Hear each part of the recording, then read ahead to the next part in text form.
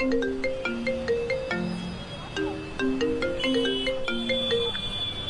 kamusta? Napatawag ka. Eto, ayos naman ako. Ikaw ba?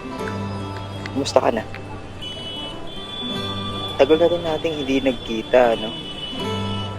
Medyo busy, pero pwede naman akong lumabas ngayon. Ano?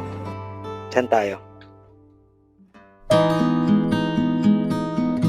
Naalala ko nung unang beses kang sumakay ng LRT.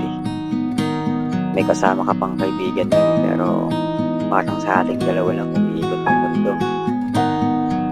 Madami tayong kasabay na pasahero, pero namamaha ka sa mga nakikita mo.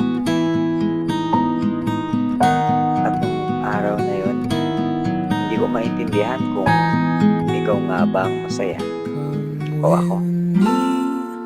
And you'll be in a world of pure imagination. Take a look and you'll see into your imagination.